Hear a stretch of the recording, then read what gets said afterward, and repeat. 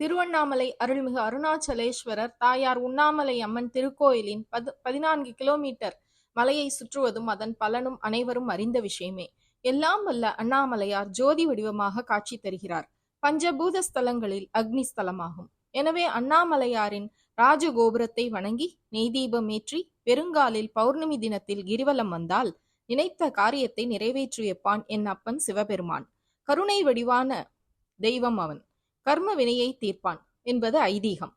ஆடி மாதம் தமிழ் மாதங்களில் 4வது மாதமாகும். அம்மனுக்குரிய வழிபாட்டுக்குரிய பெண்களின் மாதமாகும். வருகின்ற ஆகஸ்ட் மாதம் 8ஆம் தேதி வெள்ளிக்கிழமை ஆடி 23ஆம் நாள் பௌர்ணமி தினமாகும். இன்றைய தினத்தை திரிகோண யோகத்தை அக்னி அள்ளித்தரும் ஆடி பௌர்ணமி தினமாகும். ஆடி மாத பௌர்ணமி தினத்தன்றுதான் வரலட்சுமி விரதம் வருகிறது. 8ஆம் தேதி வெள்ளிக்கிழமை மதியம் 2:52 மணி முதல் பௌர்ணமி திதி ஆரம்பித்து மறுநாள் 9ஆம் தேதி மதியம் 2:26 மணி வரை பௌர்ணமி திதி ஆகும். அன்றைய தினம் மாலை 3:46 மணி முதல் மகாவிஷ்ணுவுக்குரிய திருவோண நட்சத்திரம். எனவே ஆடி மாத பௌர்ணமி கிரிவலம் வந்தால் சிவபெருமானின் அருளும் மகாவிஷ்ணு மகாலட்சுமி என முப்பெரும் தெய்வங்களின் அருளும் கிடைக்கும் என்பது ஐதீகம். இது போன்ற ஆன்மீக செய்திகளுக்கு பத்மம் யூடியூப் சேனலை சப்ஸ்கிரைப் பண்ணுங்க, கமெண்ட் பண்ணுங்க, ஷேர் பண்ணுங்க, லைக் பண்ணுங்க. நன்றி, வணக்கம்.